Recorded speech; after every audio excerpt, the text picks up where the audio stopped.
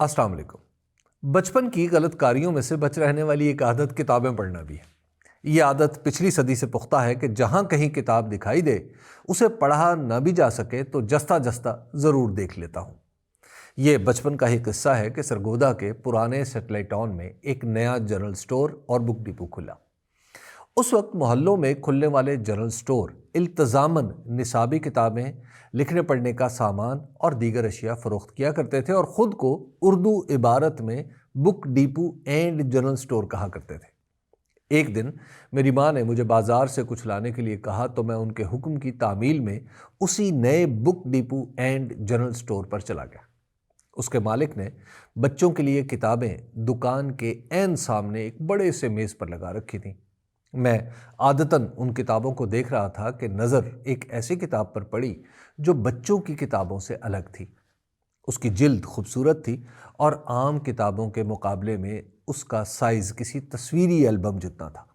میں نے وہ کتاب اٹھائی اور اسے کھول کر دیکھا تو وہ واقعی ایک البم تھی، مگر اس میں تمام تصویریں بہت عمدہ کاغذ پر چھپی ہوئی تھیں۔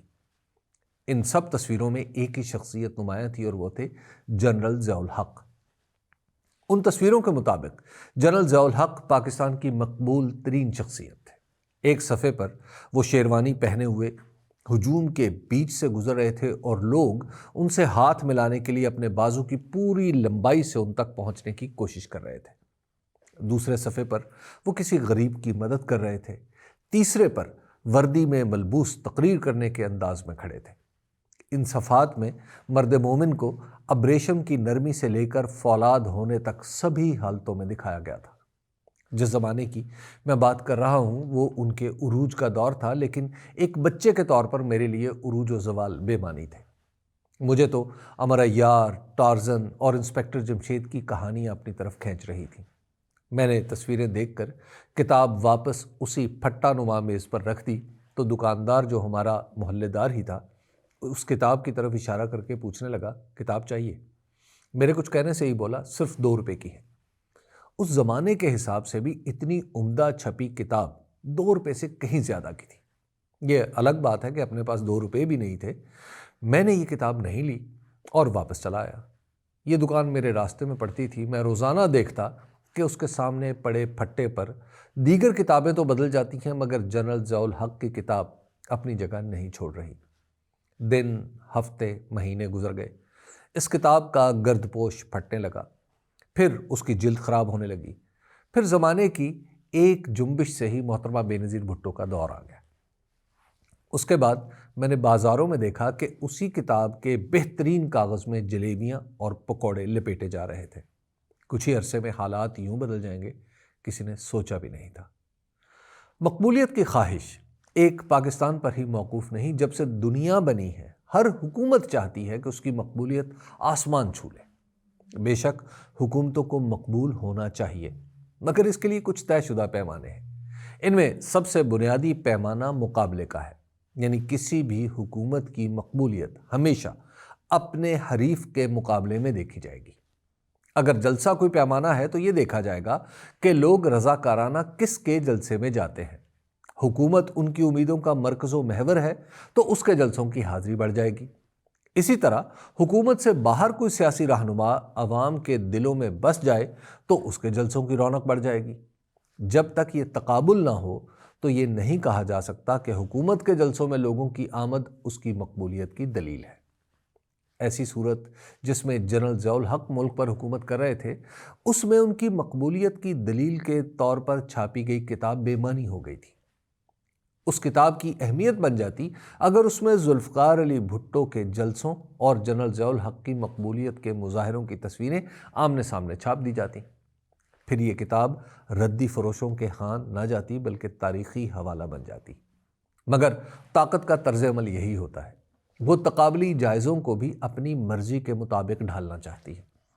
وہ مرضی کے دن سے تاریخ شروع کرتی ہے۔ وہ اپنی تقریب کو جلسہ کہلواتی ہے، پھر اس سے اپنی مقبولیت کشید کر لیتی ہے اور دوسروں کو تسلیم کرنے کے لیے مجبور کرتی ہے۔ یک طرفہ حکومتی تقریبات سے مقبولیت کشید کرنے کا کام اس وقت پاکستان کے عزت مآب وزیر اعظم جناب شہباز شریف اور پنجاب کی وزیر اعلیٰ محترمہ مریم نواز لگن سے کر رہے ہیں۔ محترمہ نے اس معاملے میں پہل کی اور ضلع نارووال میں سرکاری منصوبوں کی افتتاحی تقریب میں شرکت کرنے والوں کو پہلے جم غفیر کہا، پھر اپنے والد ماجد جناب نواز شریف کی طرح حاضرین کو کہا آپ نے دل خوش کر دیا۔ اس تقریب کو جلسہ قرار دینے کے لیے حکومت کے متعلقہ محکمے بروئے کار آئے اور اسے مقبولیت کے ثبوت کے طور پر پیش کیا گیا۔ اسی طرح عزت مآب وزیر اعظم ڈیرہ غازی خان تشریف لے گئے اور وہاں بھی ایک تقریب کو عظیم الشان جلسہ قرار دے کر خطاب فرمایا گیا۔ ان دونوں سے پہلے وفاقی وزیر باتدبیر عطا اللہ تارڑ صاحب بھی ایک ریلی لاہور میں الیکشن 2024 کا 1 سال مکمل ہونے پر نکال چکے ہیں۔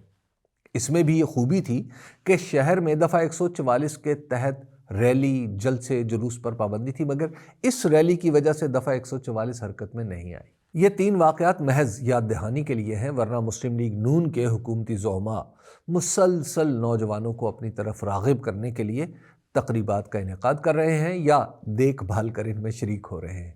یہ ساری تقریبات حکومت کی مقبولیت کا ثبوت ہو سکتی تھیں اگر اپوزیشن کو بھی اسی طرح کی تقریبات کی اجازت دی جاتی۔ پھر ان تقریبات پر جلسے کا حکم لگتا اور جو کچھ سامنے آتا وہ حقیقت کہلاتا۔ مرکز اور پنجاب میں اپوزیشن کی سب سے بڑی پارٹی تحریک انصاف ہے۔